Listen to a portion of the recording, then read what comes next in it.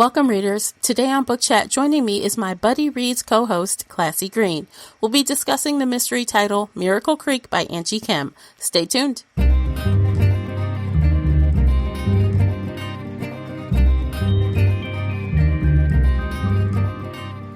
I am your host, Tamara Ford, and thank you for downloading this week's Buddy Reads, featured here on the Shelf Addiction Podcast. Every week we get bookish with book discussions, 5-minute shelf bites, interviews, and more. If you're wondering, what's a Buddy Read? This is a feature where me and co-host Classy select a standalone title that we're interested in. Then we have a casual yet candid conversation about the book or audiobook. So grab a glass of wine, a cup of tea, or your drink of choice and settle in for this fun discussion. As always with book chats, there is a spoiler alert in effect. You've been warned. Don't miss our adaptation fantasy casting for Miracle Creek toward the end of the episode. If you enjoy this episode, please support this podcast by sharing it with one book nerd friend or on your favorite social media space. That would really help me out, and I appreciate it. You can find both Classy and myself on Instagram and Twitter.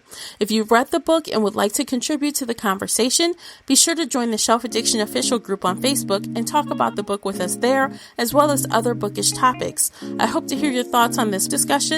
The links for everything I've mentioned are below in the show notes. All right, guys, we're about to get started because we have a lot to cover. You know about the spoiler alert. So we're just going to jump into things. Classy, are you ready?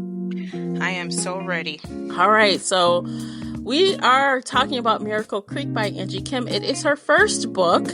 And when I was listening to the author's note at the end of the audiobook, did you listen to that, Classy? I did listen to her interview. Yeah, that helped a lot, I think. I liked it. Did you like listening to her point of view on things? I did. It did help with understanding how the story came about. Did it help with my view on the book after reading it? No. Yeah, I'm just being honest. I get it.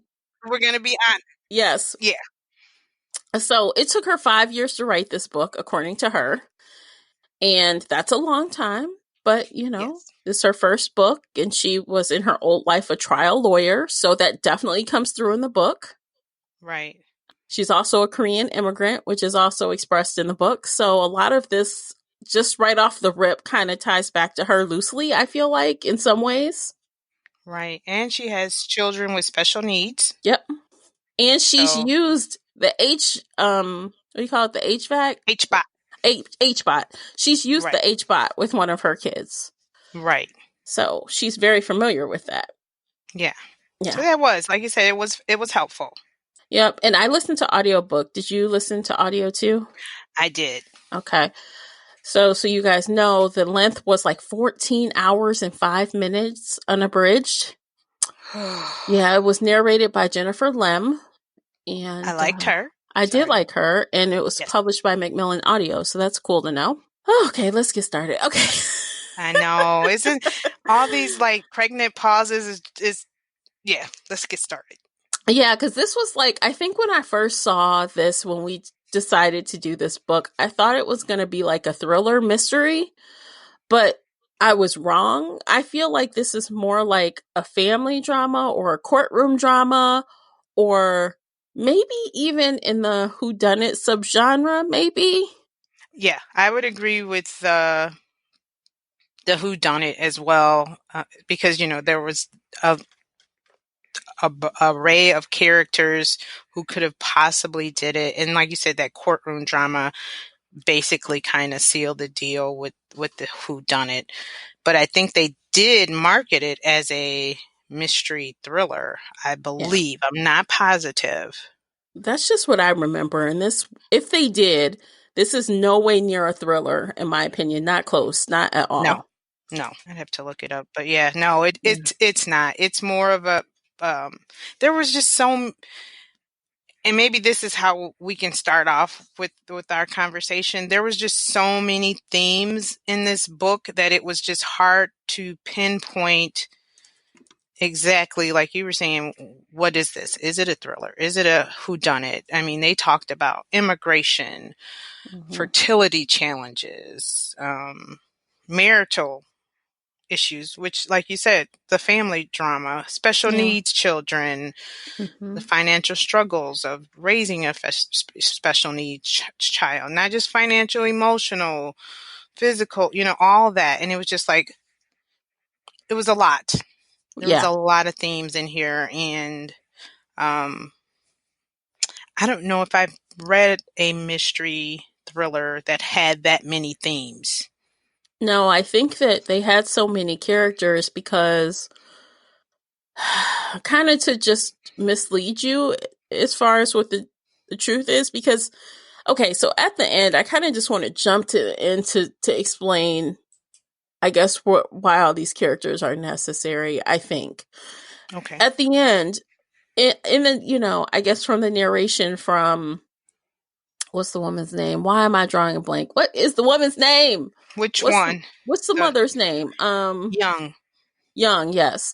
So Young was kind of saying at the end in the final chapter, kind of like everything that every person does affected the outcome. So change one bit of this puzzle and her daughter would be in a different situation.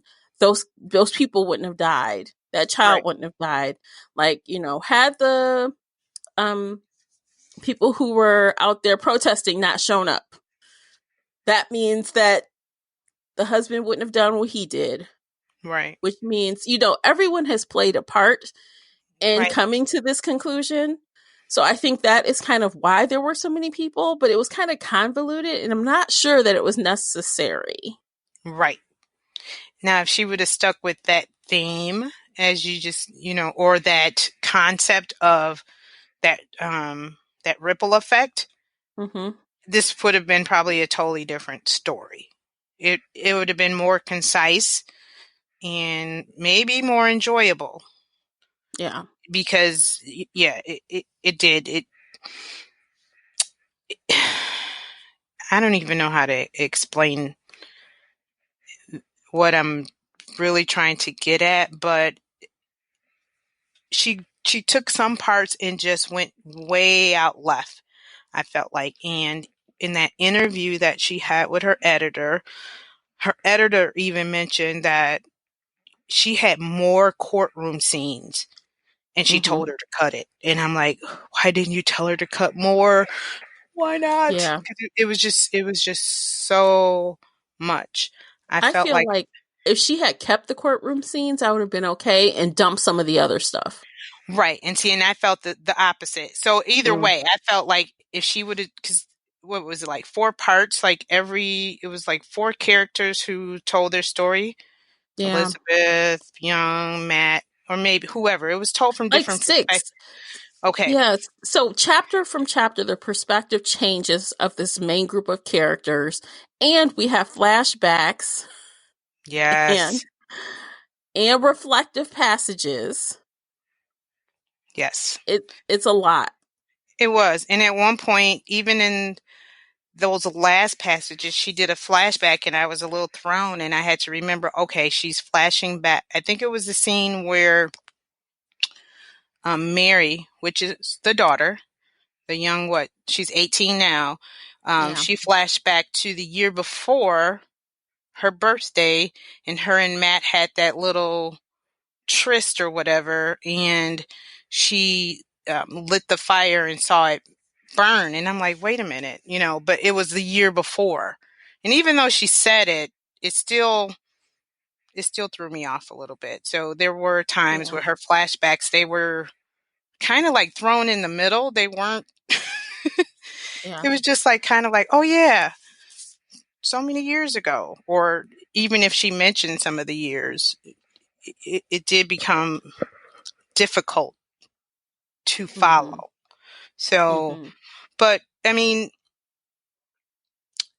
I did like some parts of the story, and I like I said from my notes, I think I probably have more things I didn't like versus the things I did I did like about the Yeah. story. So I mean, but did we tell them kind of what the story was about, or Yeah. I is that was going to just be thinking, I'm like, we should probably tell them because I know there's some of you that like to listen to us talk without reading the story. So right? just do a quick synopsis. So, Okay. basically, this is a story about a family in a small Virginia town. They are Korean immigrants. The mystery surrounds a woman that's on trial. And the whole thing is, did she kill her son on purpose or not by using this hyperbolic oxygen chamber called an H-bot? So it has to do with a fire that started that blew up the room and people died. So we meet the Yu family and other patients through at first kind of watching courtrooms testimony. That's how it starts. And then one by one, we get to get their point of view of what happened in past events and events leading up to that fire. In the end, trying to figure out, was this child abuse? Was she trying to kill her kid, through over curing him? Right. Or was, the owners of the H-bot, were they trying to get insurance money? Or, there's so many different scenarios. So Right. chapter by chapter, the perspective changes. And like I just said a little bit ago, it's through flashbacks and reflective passages. And I think that's it. Did I get everything mostly? Yeah. I think one of the other possible reasons for the murder was she just tired of being a mother of a special needs child and wanted her life back? So like you said, was it an Yes. accident? Was it what was her reason if she did kill her son? Basically, like you said, a miracle cure gone wrong.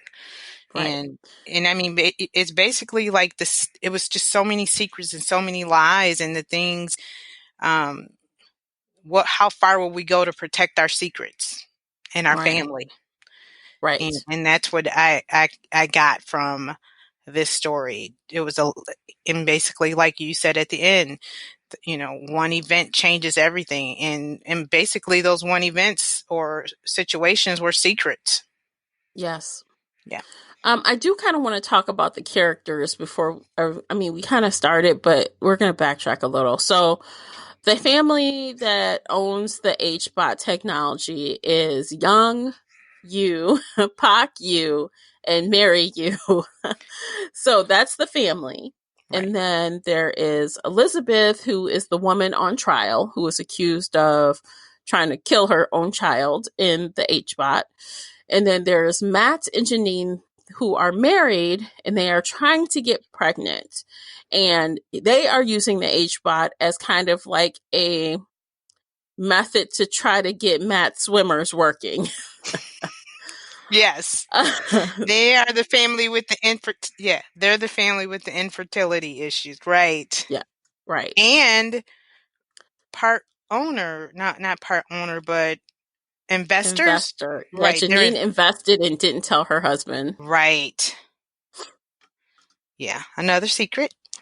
Mm-hmm. Yeah. So yeah, there's a lot, you guys. There's a lot going on. So I fully accept that we're going to be jumping around here. So just hang tight. It will all gel together eventually. Yes. I think it will. It will. Yeah. So, what did you want to start with? Likes, dislikes, plot. Did you find any plot holes?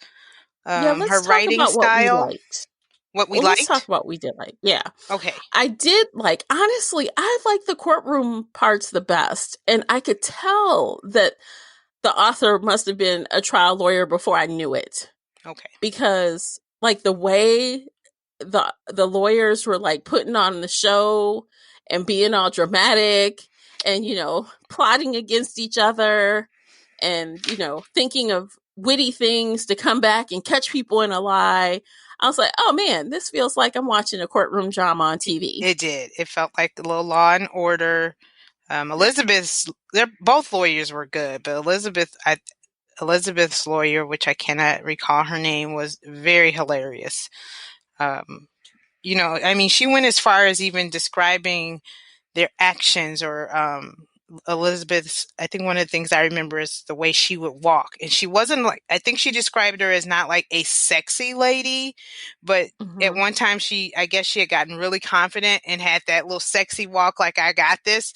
And I kind of, giggled to myself because I could actually see that. You know how when like, I just got this, or I just went for the kill, and you walk away with confidence. So yeah, she's did. like slam dunk. Right. Like one of those times was after the lawyer goes through, I guess, with the detective.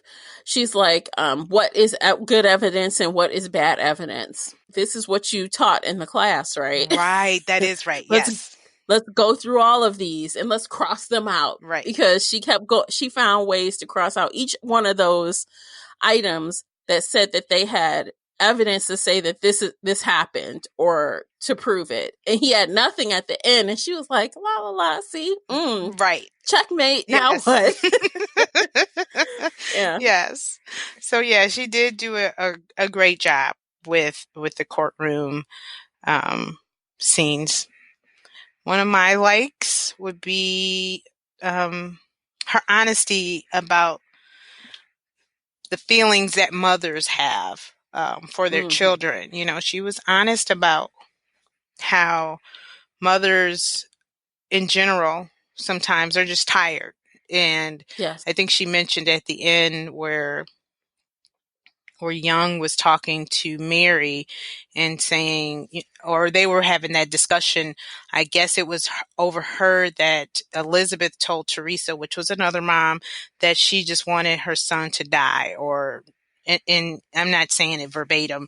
And they took that to say, hey, she probably tried to kill him. And it wasn't just that. The mother was overwhelmed because I've worked in the school system for years, and I worked with autistic kids, and I saw how tiresome the parents can be. I had the child for 8 hours, and I know how tiresome it could be, because if they're high functioning or low functioning, they need your full attention, and sometimes you cannot leave them alone. So I was really happy to read a story where somebody expressed this side of a parent's feelings, because so many times you just, they're just great parents. They're just super, basically like the super mom. She does this, this, and that, but nobody ever sees how tired the woman is, or she never really gets a break, or, I think, what was it, Teresa, who felt like just going to court was like a vacation to her. Because she didn't have to take care of Rosa, I think that was the daughter's name. That she could leave her. Right. The church people would take care of her. And she just felt like this was like the best thing since sliced bread. I got time away, because she just never had that opportunity once Rosa became sick and was in a wheelchair. So, and then not Pac, but Young mentioned how when Mary was sick after the fire, how she wished that Mary was, would have stayed sick longer, because that bond that they had together. So that was one of the things that I did enjoy reading that. But though, just to piggyback off of that, like thinking about it in the world at large, like you can't commit or you can't accuse someone of murder just because they have said that before. Right. Because think about it in the biggest sense of the way. Like, you can't tell me, no one out there, I dare you to say you've never done this. Right. You can't stand somebody at work. You go play in traffic. You don't like, you know what I'm saying? You don't like how someone treated you in a grocery store, and you say something rude, right? Right. You don't actually want them to do these. You don't actually want anything bad to happen. Right. But it's kind of like sometimes you're frustrated, and that's how it comes out. Yes. But that doesn't mean you're going to kill them. No. And I think too, with that situation, there were a couple of incidents where Elizabeth had mentioned or did some things, I guess, which kind of culminate, it came to a head that maybe she did, because he had the scratches, she pinched him. I don't think anyone noticed the pinching. That a little more. Yeah. Let's dig into that a little more, because at some point I do feel like Elizabeth had done a couple of things to her son. Oh, yeah, definitely. She definitely knew how to manipulate him, like as far as telling the story about the dog scratching or Oh, God. The biting. cat, yes. The cat, yeah. Right. So she knew That like hurt. how to make the suggestion so that he would think it was his it was the truth, Yes. right? Yes. She knew how to, she manipulated him. She did. She really. Yes. And she did hurt him before, so she did scratch him. And I remember one time either she like put like she pinched him. I feel like she pinched him as hard as she could, trying to get a reaction out of him, and she got none. Right. Yep. So, or she would like pull him really, really close and just, say stuff in his ear. And I mean, granted, it was frustration, but I mean, when you would, because these, and it sounds like he was, not real high. He was like middle ground, but I'm not positive, and he would repeat things she said and she didn't realize it. Like, your dad and I could be vacationing and, so when you hear for her to say it is different, but then to hear that child repeat it, oh gosh, it was heartbreaking. So he was getting better though. So that's another aspect of Elizabeth's story. Right. He was actually getting better with the HBOT treatments. Not that he was 100%. He wasn't going to be acting like a regular kid, but he was improving as far as being able to communicate and things like that. And that's why her friend, Elizabeth's friend, remember she got called, they called children's services on her. The friend did. Right. Because she thought, why are you giving him all of these treatments? Remember, it was a thing about her giving him like arsenic or something. Bleach. Right. Yeah, bleach. It was some kind of treatment. Right. So then you start to wonder, is it over? You're just trying to cure him, but he's already cured. So are you trying to hurt him, at this point? Yeah. You do wonder. Or was she trying to make him the perfect child where he didn't have it? Was just you just never know. Or is it because she can't imagine him any other way, so she just wants to continue like he's sick? Never thought of it that way. Never thought of it. Basically, almost like Munchausen. Yeah, she was kind of like Munchausen, but wanted her cake and eat it too, I guess. She wanted him to be perfect, or I don't know. I don't know if she had finally accepted that her and her husband were not going to get back together, because I think that was one of her status symbols, or, her status in her community, her husband and having a perfect child and being able to travel. And with TJ, I think it was TJ, she wouldn't have that opportunity. And I believe, didn't he start another family too? Yeah. So she just kind of, resolved that, hey, this is my life. Maybe I have to do the best that I can. And at one point she needed therapy. She really did. But it was like, when does that kind of mom have time to get therapy? Because she didn't have really a support system. Mother Teresa had which is Teresa, who they call Mother Teresa. She had a support system. Elizabeth didn't, but not to say that it wasn't available. I don't know if she wanted anyone in her life to see, because of the things she was doing. Yeah. And because of the things she was doing, and especially after they showed the video of her son kind of regurgitating the lie and saying some other things, she felt extreme guilt over that. Yeah. Which contributed to, spoiler alert, guys, spoiler alert. Right. She didn't do it. She did not do that. But she was willing to take the blame for it because she felt so much guilt over the other things she had done. Right. Yeah. That she was just like, I'm done. I think she felt like, I can't live anymore. Even if they figure out that I didn't do this, the things that I did to this helpless child who didn't know, who was just being him, and she couldn't change him. And I did feel like, that courtroom scene when she just told him to stop or turn it off, and she lost it because she said, it was kind of like, just take me now. I'm done. Yeah, I she don't was know. screaming, "There's not a cat. There was never a cat." Right. She's like, she just goes off. Yeah. Like, And we thought that was going to be the end. And no, it wasn't. No. no, No. no. What's another like? Yeah. So I mean, Oh, I'm sorry. sorry. Go ahead. I'm sorry I talked over you. What was another like for you? Oh, let's see. So honestly, not much more. Okay, not much more. But I did. Okay, I honestly did like the narrator, and this is like outside of the plot of what we're talking about. But I did like the narrator. Hey, we're talking likes here. So and Right. who is she again? Her name is Jennifer Lim. Jennifer Lim. Okay. Mm-hmm. Yeah, I don't think I've heard her in anything. Oh, she did some Lisa C books. She did. Okay, yeah, I've never heard her before, but I did like her. She did really well. Um, I could tell the difference of characters when they came in, which was awesome. I didn't Mm-hmm. have to say, okay, is this Mary or is this Young?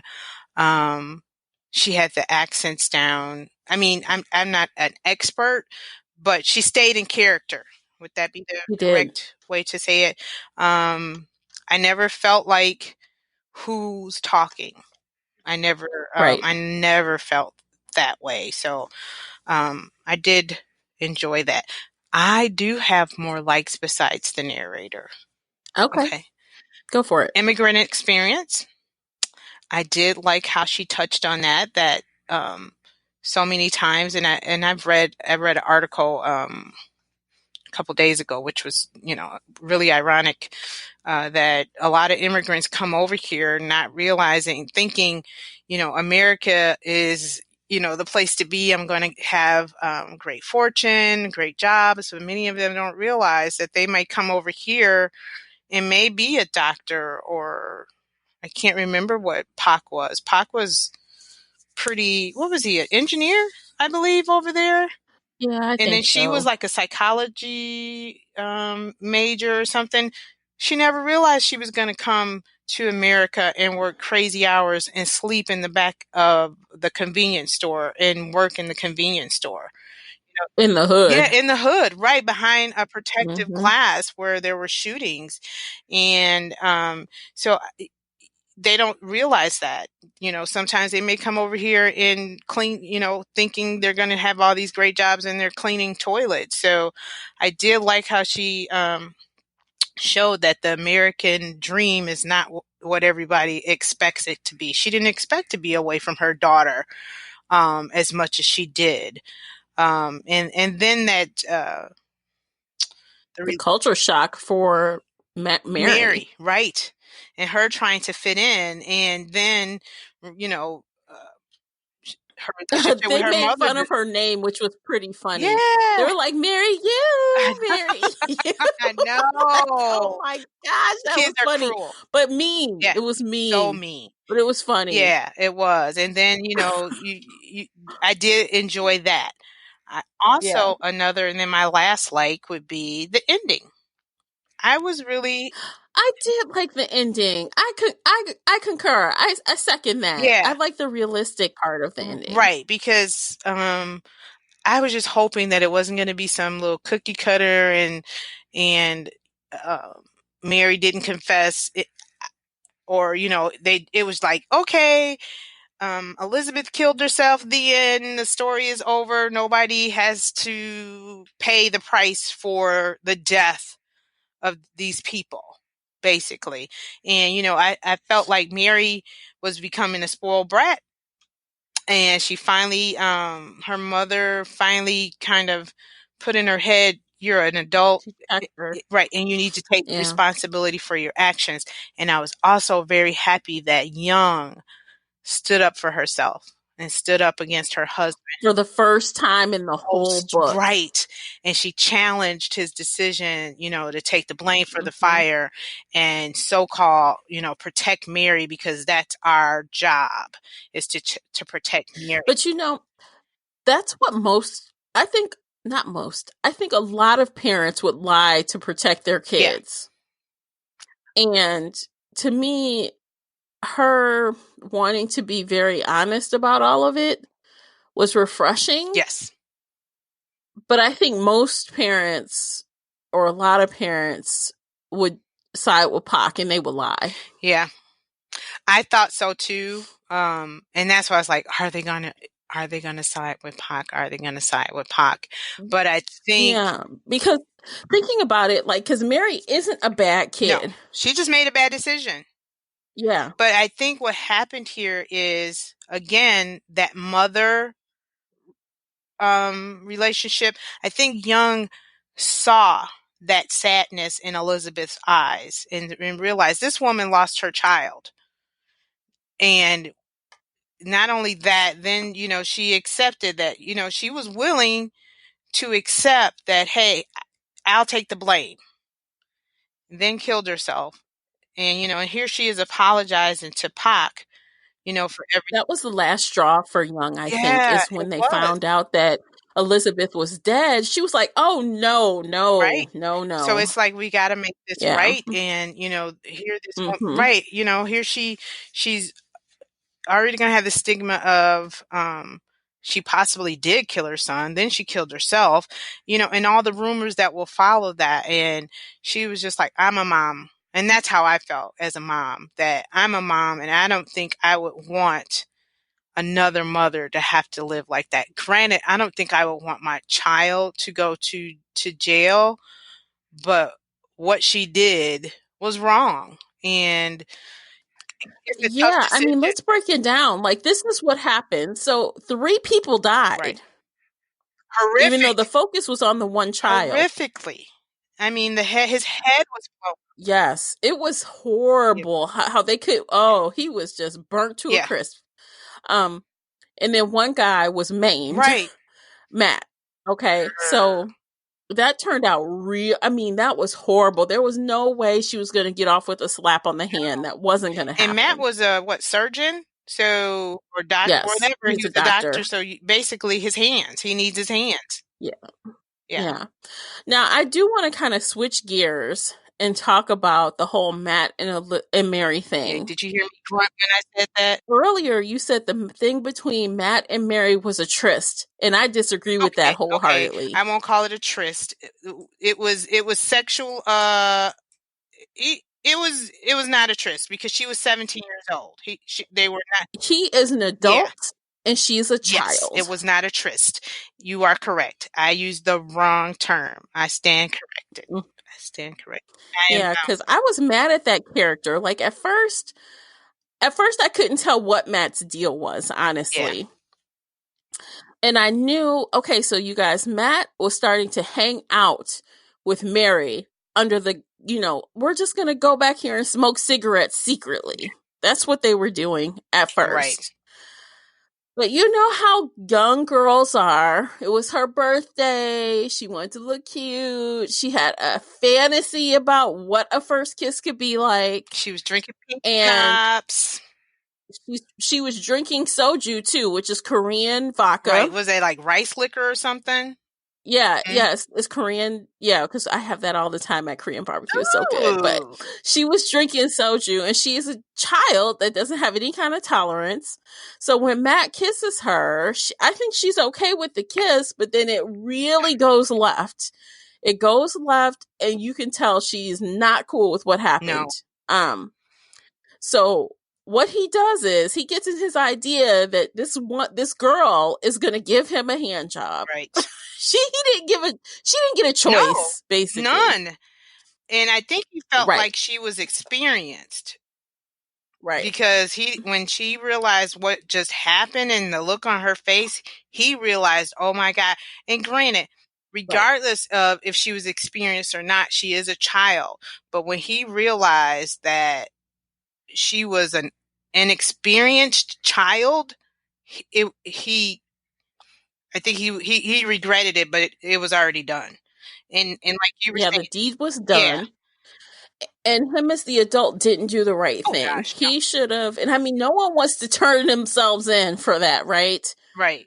Yeah. And he didn't even, in my opinion, if you want to forget something ever happened, you don't talk to the girl anymore. Instead, you're leaving notes. You're trying to be like, get with her, make sure she's not going to tell anybody. Mhm. You're like leaving more trail of evidence for your wife to find. Right. Yeah. But what should have happened is you should have apologized to her Exactly. immensely and never spoke to her again in your Right. life. Which I think, that's what you should have now, done. do you think that was what the note was, that we need to meet? I think that he wanted to meet to apologize, but he also wanted to make sure that she wasn't going to tell anyone. Right. Yeah. Because he's a doctor. You get this part. Mhm. You messed up with that. Yeah. Didn't think about that, sir, did you? That the sexual assault, infidelity subplot, I thought was a little awkward in this story. I did. I just thought it was like, why did we put this in here?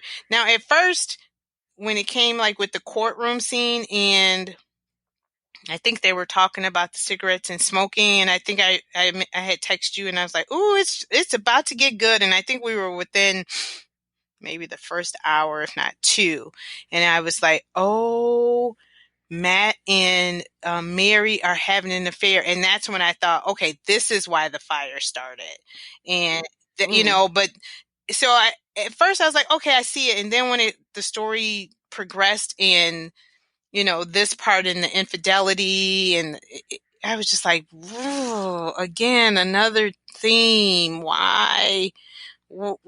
How did it fit in? I didn't think it fit in cohesively. How about you? It was an ends to a mean. Like, she needed another ringer, whatever you call it. Oh, okay. So she's like, I'm just gonna create this and throw it in. And it didn't fit to me. But it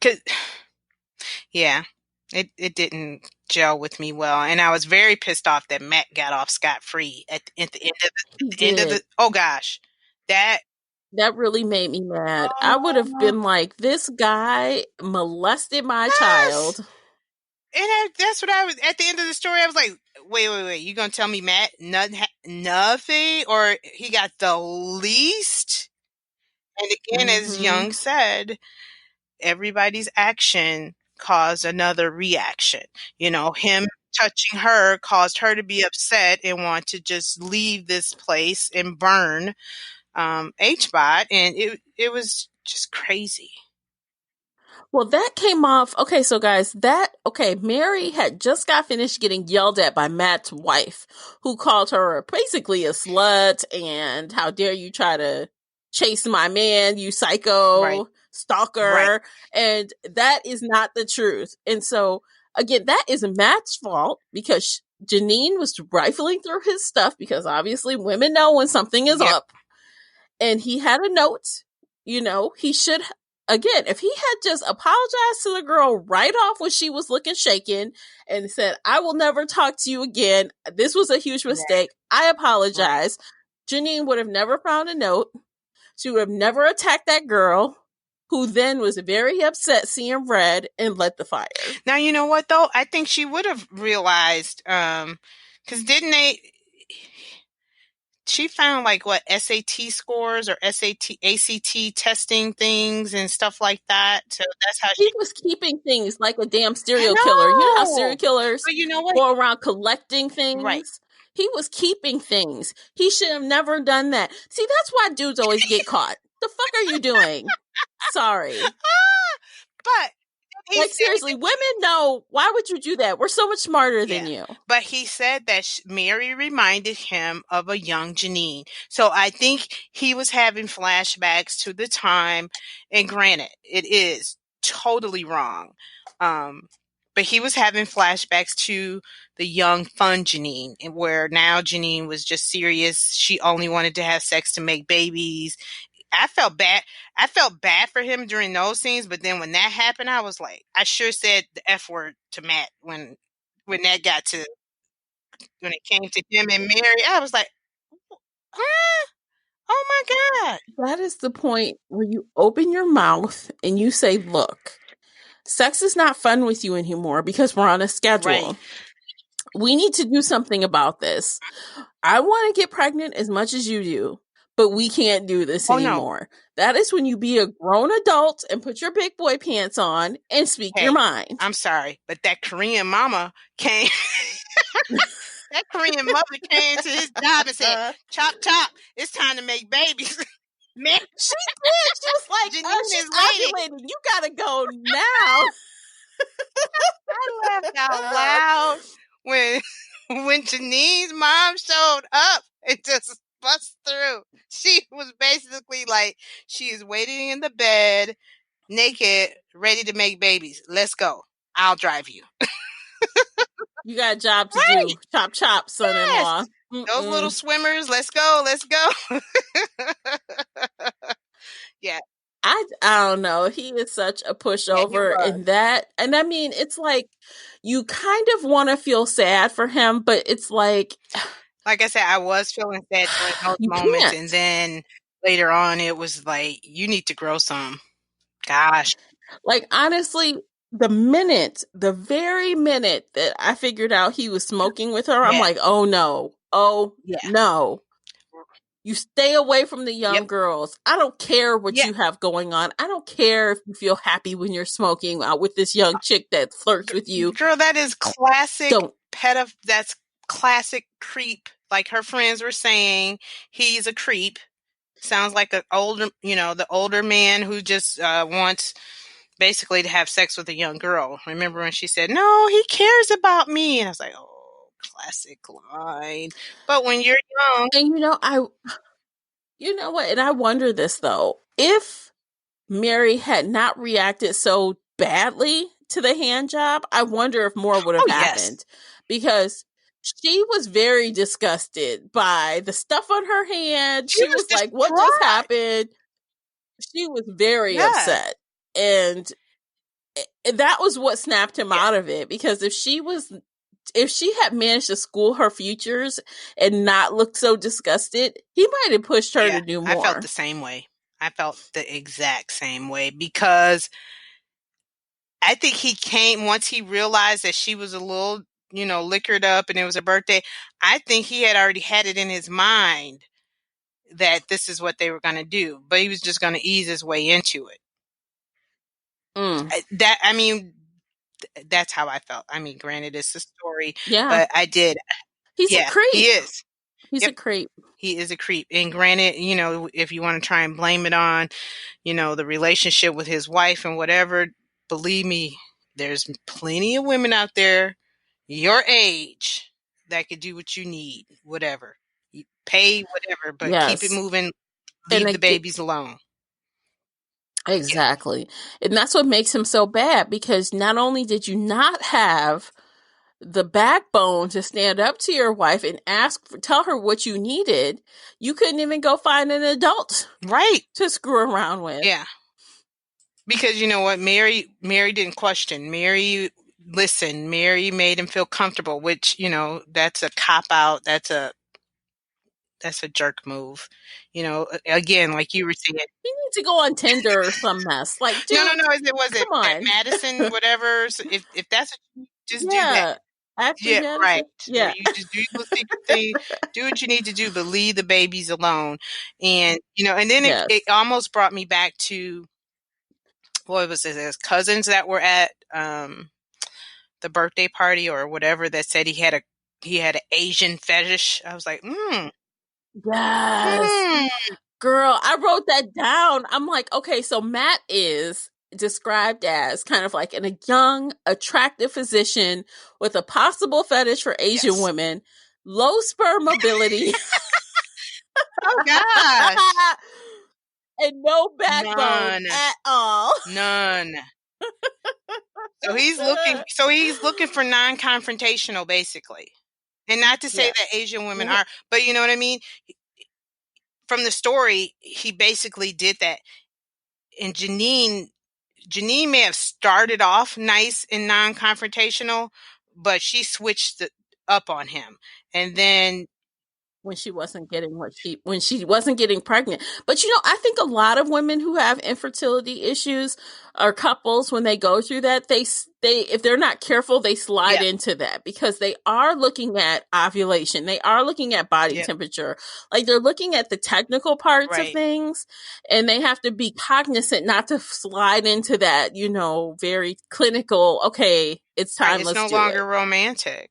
And Right. and he was definitely non-confrontational. He didn't want to say, you know, I think even when he tried to have sex with her, well, right, he did have tried to have sex with her afterwards when it wasn't for procreation, and as soon as he came, she, she ran in the bathroom, did she?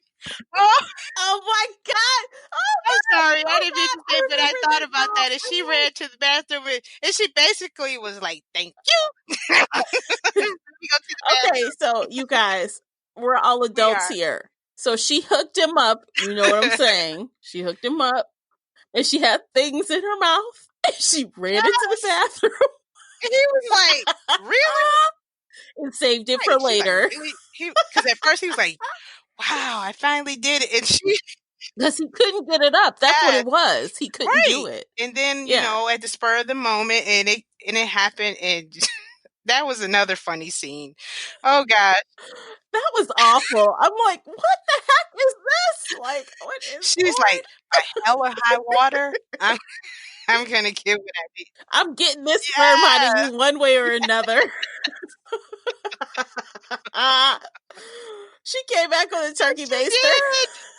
Oh God, and That was acting like funny. nothing was wrong, and she was like, "What? Right. I'm just take care. Don't want anything to go to waste." Oh my So yeah, god.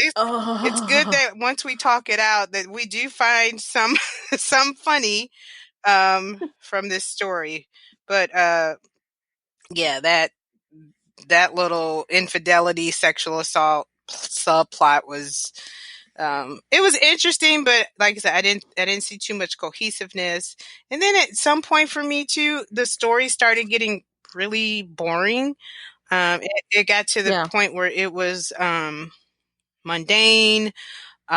It was just I felt like Charlie Brown's teacher was talking, and I had to shut it Yeah. off, read another book, listen to another book, a podcast, and come back hoping it would pick up.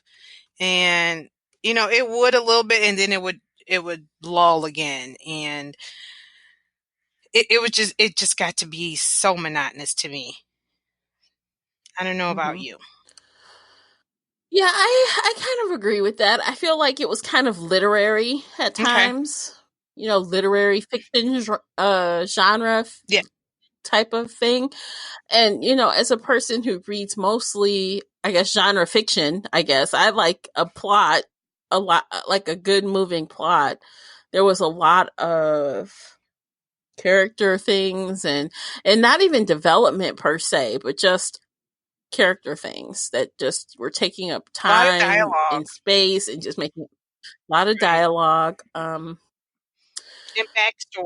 And it And a was. lot of dialogue can be good, but it's not Right, it exciting. wasn't. It wasn't. And I felt like not every character had dialogue, but a lot of the characters did have dialogue, and I felt like I didn't need to know everything they were thinking. If you understand Do what I'm you think we had too many points of saying. view? At one point, yes, I did. Like I really felt like Mother Teresa had too much. I think she only needed a Hmm. few lines, because I think we even talked about when we were picking our fantasy cast, because I was like, so are we going to bring in Teresa, because she had a lot of storyline, and I mean her plot was important, but it basically boiled down to she was the one that Elizabeth told, "I wish he was dead," or something like that. That's basically it. I mean, granted, she was another mother, um, whose child was in the H bot, but her whole role in the story was she was the one that Elizabeth told that to. And some of the courtroom scenes, like the detective, his stuff was important, but I mean, it went on and on. So yeah, I think there was maybe too many characters with too much dialogue. Some of that I think we could have heard from another character saying their giving us their story. Yeah. Yep. Yeah, I agree with you. Yeah, because I mean, we were at the point of how many characters are we going to do for our fantasy, because we had Teresa, who had a story, Janine, Matt, the Hughes. Who else? It was starting to be. At one point, I even asked, should we do the little kids, like one and two of the kids? And I'm like, it's just too much. So we ended up with 6. I think we picked the 6 biggest ones, but there were so many more we could have done. But it started to look like a laundry list of characters. It was just too much. It was like our own, what is it, IMBD? We could have for this story. We could have did our own cast. We could have even did the lawyers, because they had major roles. And yeah, how many pages was this again? Let's see. I had it written down. Let me just scroll up. Oh, it was only 368 pages. Wow. And when we talk, you think it was like 400 something pages. Yeah. And I mean, if you think even about the hours, it was like 14 hours, right? Yes. And I think I did listen to her at like 1.25 or maybe even 1.5. I did speed it up. Right. And it was still difficult. Yeah. So, well. Okay. So let's do our rating. So first, let's take a break, you guys. We're going to take a quick break. We're going to come back and we're going to do our rating. And then we're going to jump into our fantasy casting. You ready for that, Classy? Yes. I think that might be the most fun. All right. Come back with us. Hi, everyone. I'm Ashley. And I'm Justine. And we make up the Cutaways podcast. We're watching the good, the bad, and the essentials of the romantic comedy genre. So far, we've fallen in love with Cary Grant, met up with our terrible friend, Pal Joey, and had the desire to run our fingers through Patrick Dempsey's hair. Join our slumber party for your ears every other week, brought to you in stereo from our blanket fort in Hollywood, California. You can find and subscribe to us on Apple Podcasts, Stitcher, or your favorite podcatcher. Our digital blanket fort can be found at thecutaways.com. If you are the social butterfly types, you can also find us on Twitter, Facebook, and Instagram as @CutawaysPodcast. Bye! All right, it's time for the ratings. Okay. I'm going to let you go first because I had one rating in my mind, but now I'm thinking I might change it. I don't know. So I'm going to let you go. Okay. I gave this book a 3 out of 5 stars. At first, we can't do half, so I gave it a 3. Her writing, I felt, was good. It was on, like you stated, on the literary side. So there were some moments where I felt, that were really interesting. Her writing style for her debut was good, but the plot and too many characters and too many themes just pushed that rating down. I felt like I was just being bombarded with too much and couldn't enjoy the story. So I gave it a 3. It was okay. I really wanted to do 2.5, but we don't do halves. Yes. So I gave her this story a 3. Okay. I agree with you. I'm not going to change it after all. On Goodreads, I had a 3 and I'm going to stick with the 3. But yeah, so 3 bookmarks it is for me. And I think that I did enjoy the courtroom parts. I did enjoy some of the laughs and some of the shocks that I got out of it, but those were kind of far and in between. So, I mean, I wanted more. And honestly, so right now, today, at the time we're recording this, there's like 7,300 ratings. And it has an average of 4.05. So I Wow. really wondered, what am I missing? Am I missing something? Why does everyone love this book so much? I really expected to see an average of a 3 or 3.5, by the time you average it all out. So I would like to hear, if you've read this book, please tell me what you rated, if you loved it, why you loved it. Because I'm like, are we reading the same book? I felt the same way. I also saw that average rating, and I kind of scrolled through some of the ratings, and there were a few, like that felt like us, and they said they felt the same way. Like, I know I am the minority here on this. I'm not sure what everybody else saw, but yeah, I just felt like the editor probably could have did a little more editing, but at 357 pages, wow, I'm not sure in Yeah, retrospect, but yeah, it was okay. Will it I was remember? okay. This is my thought too when I do ratings of books, and that's why I think I can say I can stick with my 3. Is it memorable when No. I walk away? Right, we've read this book like what, weeks ago. Yeah, okay, we're gonna be real honest with you guys right now. So I finished this book like 4 weeks ago from the time before we recorded. Classy, how long has it been for you? Let me see, probably just as long, maybe 3, if not. I think I might have finished it a week after you. So Okay, maybe 3 so weeks. that's how long it's been prior to today, our recording date. And we were texting about this book, and I swear I could not remember details. I could not remember the details. I had to go back. We both went back and listened to the last end of the audiobook. Right. Because we were getting things mixed up because it was Yep. just so much. We were like, okay, who started the fire? Who didn't start the fire? Why did they start the fire? It was a classic whodunit, but it was just so many pieces to it. And And it wasn't shocking. So sometimes I think when you have an end and it's like, OMG, that's what happened. You remember because it was so memorable. like a shock to your system. Right. And that's not what this was. And not even just that, was there any memorable moments besides, the death of how the children died and the parent died, and that the sexual assault, it was, but those aren't like memorable enough that's going to make me just say, wow, that was such a good story, or I just want to tell everyone they should read this because. Right. And that's a really good story is when I say you got to read this because that's what usually follows. You got to read this because this one, Right. no, I don't think Yeah. I'd recommend it.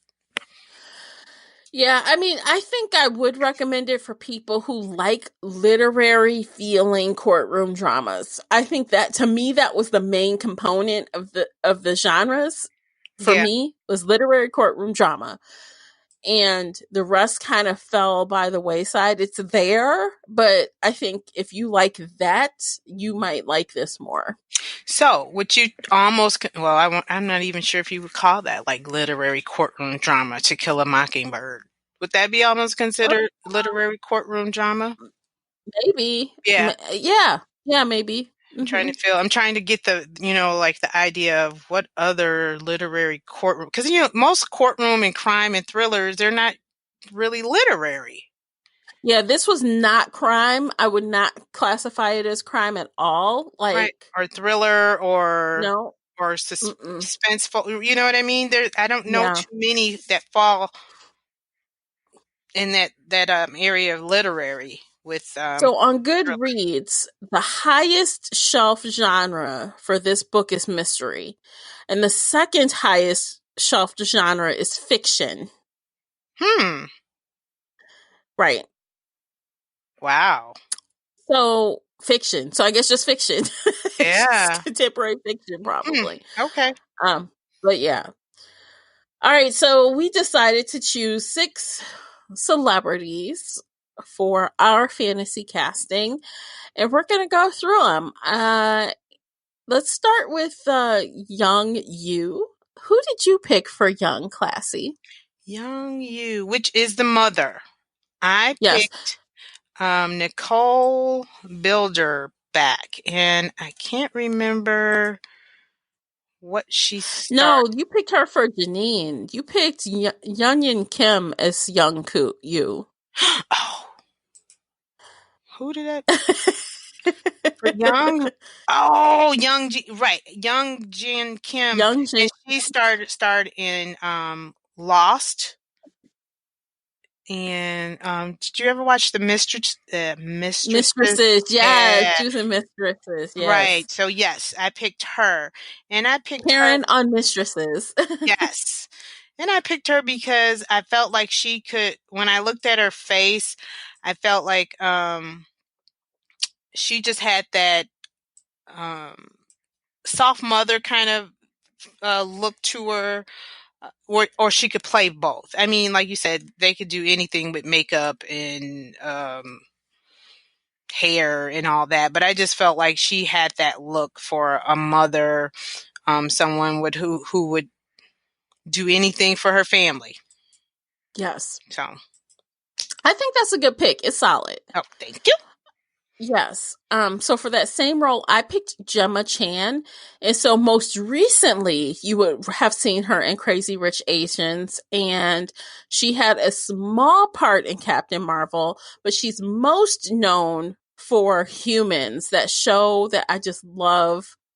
About the AIs that, she's called Mia on Humans. And, they have feelings, but they're not supposed to. Oh, see, I haven't seen that. Yeah, I love it. That was where I first was introduced to her as an actress. And I picked her while she's a little young in reality. I feel like, with the right clothing and makeup and stuff, she could appear to be in her 40s, maybe early 40s. Yeah.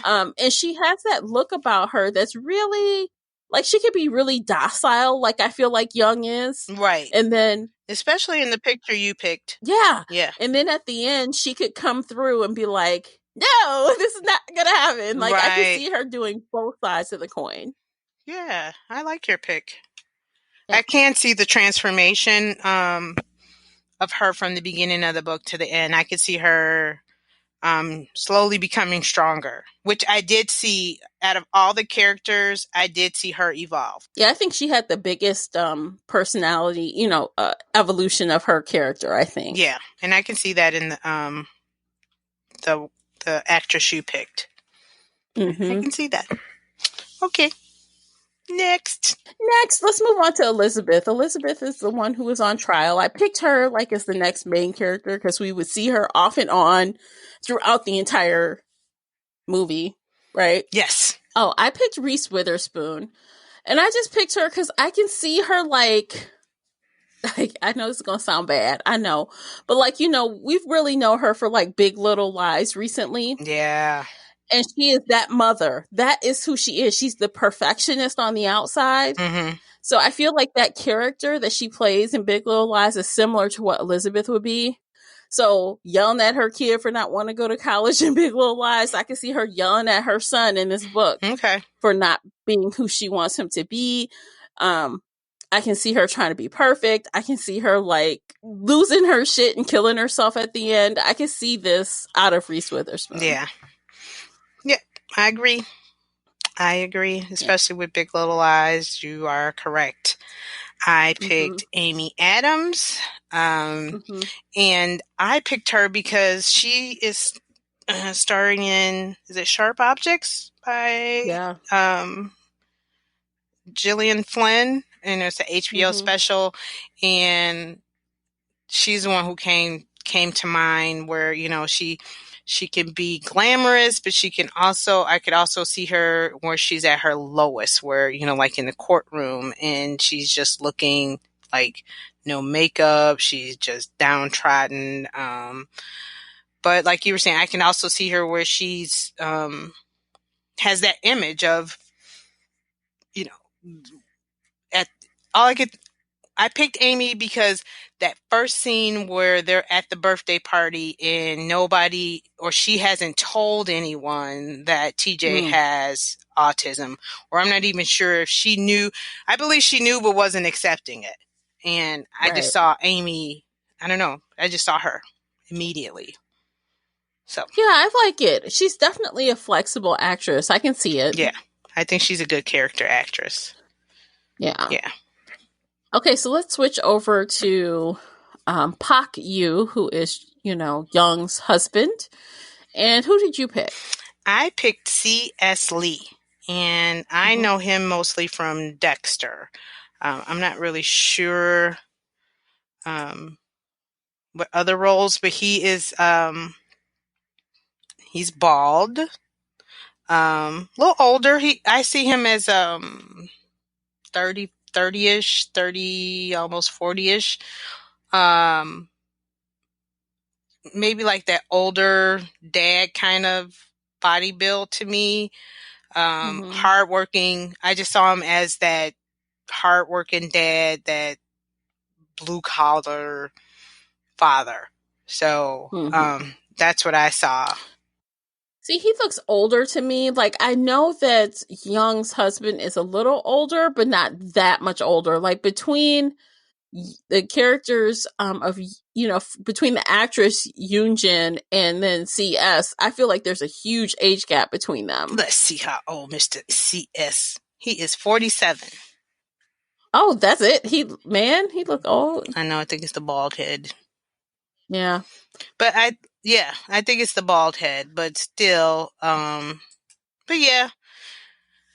Because I can see. So I picked Daniel Day Kimis. I think that's how, or Daniel Day Kim, I guess he goes by. Hottie. Yes, I picked him, and he is most known, I think, from Lost. I think it's his biggest, thing people will recognize him for. He was on that show for like 6 years. Yes. And then recently, I don't watch that show, but I know he's on Hawaii Five-0. I don't watch it. At least he was in the last 7 seasons, but I don't watch it up until it went off. I think it went off. But he also had a part in Insurgent, which was the whole Veronica Roth trilogy that kind of went bad in its adaptation. Yeah, it did. The book was good. Right. And he's also known for that awesome jawline. Whew. Oh, yes. Now, he is nice looking, but I can see him bossing people around, telling his daughter what to do, knocking down his wife, telling her, I could see him doing all that rude stuff. I could. God, I just think he's just too hot. I'm sorry. I just thought he was just too pretty. But, and that was the funny thing. Like, I had saw him and I was like, ooh. And then I just couldn't, I couldn't see him bossing his wife around or pushing her. You think of him being all nice and I thought he was too pretty. Sweet. I thought he was too pretty. Thought he was just too... No, just shave his head, throw him in a wheelchair, and have him just bouncing people around. Right. It works. I sure saw him and I was like, oh, no. I can't see him in that role. But yeah, he is a good-looking guy. See, we need some eye candy during this boring movie. Yes. We need something. Okay. Let's do Marry You. Who did you pick for Marry You? I picked Jo Ba'a. I think that's how you pronounce her name. And she is a well-known Korean actress. She hasn't, from what I saw, she didn't have any American films online. But she's very popular in Korea. And she has that youthful, fun look to her, I thought, where someone could mistake her youthfulness and her funness for flirting, or, and in that picture, she's kind of looking over her shoulder where, it could be misconstrued to a pervert like Matt. Okay, I got loud there. I'm sorry. You're like a pervert like Matt. But you're right, though. Yeah. Right. But that's why I saw her and I was like, because she has that cute, innocent look about her. But, she also has, that flirty side in this picture. So that's why I picked her. Okay, so I picked, who I picked, I wanted someone that looked innocent but could appear mature at times. And I went with Lana Condor, and she's really hot right now. Like, she first showed up in X-Men Apocalypse as Jubilee. But most recently, most people will know her from the Netflix original To All the Boys I've Loved Before. That's based on a book. It was fabulous. It was really cute to watch. It really was. I love that show. I may have to watch it again. Oh, it's so good. It is. And I love that little boy that plays Counter her. I'm like, oh, he's so cute. Oh, if only he was 20 years older, man. I he'd know. be in trouble. I know. So, and then she's also known for Alita, even though that's kind of like, it was like a lot of graphics on top of her. You know, that was her playing the Alita role. Yeah. I did not know that. Yeah, and she's also been in, did you watch The Deadly Class on Sci-Fi? No. She's like an assassin in The Deadly Class. Okay. So she definitely can pull off the badass as well as, you know, oh, I'm so innocent. Okay. I'm so high school. And yeah, you know, I think she could do both. So I really like her for that. And I just think she would just fit so well with pretty much anybody. Okay. Who we put as the Matt character. So gotcha. All right, so next up is Evil Janine. You picked a good one. Yeah, I picked Lucy Liu. I could see her. Now, everyone knows who Lucy Liu is, like Charlie's Angels and Kill Bill. And she was also on a TV show. What was it? I can't think right now. Oh, the one with, Ally McBeal. Remember Ally McBeal? And, oh, you know what? I saw, and granted, like you said, you know, Kill Bill, but when you picked her, all I could think of was the Netflix movie Set It Up and how she was, you know, her assistant. Yes. And I was like, yeah, I could see that. I could see her snapping on poor. Very rude. Yeah, I could see her snapping on poor Mary. Yeah. Yeah, I can too. I can totally see her just cursing out some poor little child. Yeah. And she just rude. So she's on Elementary. Lucy Liu That's the other show. Elementary. Yep. Yes, that's it. Yep. Okay. So I like her. So who'd you pick? I picked. Who did I pick for Mary? Janine. Janine. Oh gosh, Nicole Bilderback. I believe that's her name. Now her, I am not sure. I can't remember what she is known for. But when I saw her, let's see. I saw The Piercing Eye. She's a South Korean actress. She is known for, Bring It On, Clueless, Good Girl. So she's a little older. But the picture that I picked, she has this like Cheshire cat grin on her face.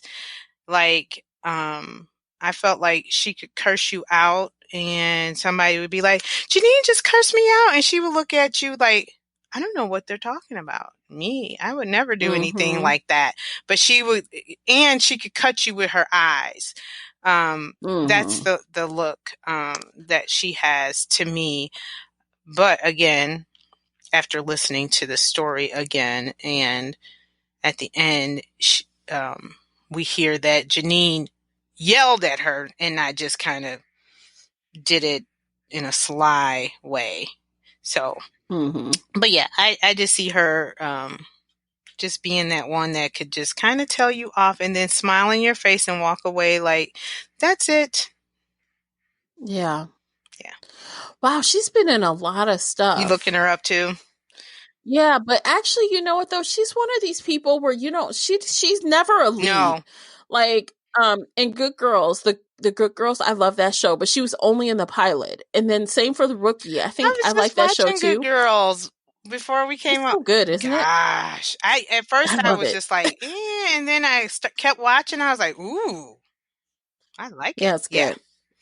Yeah, she is never a lead. No, she's not. So she kind of just blends in. But I think she has the, you know, and again, Janine is not a major character. No. So not like that. Like she's kind of here and there, but it's easy to kind of forget her. Right. And I could also see her as a doctor and being that one that says, let's, you know, I need, you know, hurry up. I have 5 minutes to get this done. excuse me, I had the hiccups. 5 minutes, you know, I'm ovulating, blah, blah, you know, and I think that was another thing I saw in her, of just being that bossy wife that wants this baby and we need to have a baby. Yeah. Okay, last and not least is the horrible person, Matt. Horrible Matt.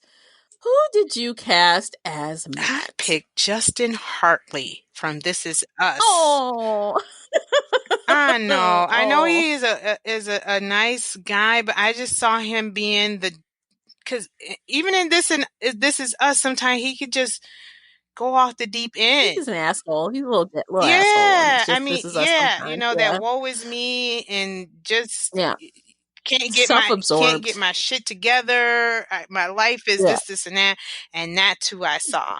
And I saw him as being that person that could just, you know, on a whim, make the dumbest mistake he ever made.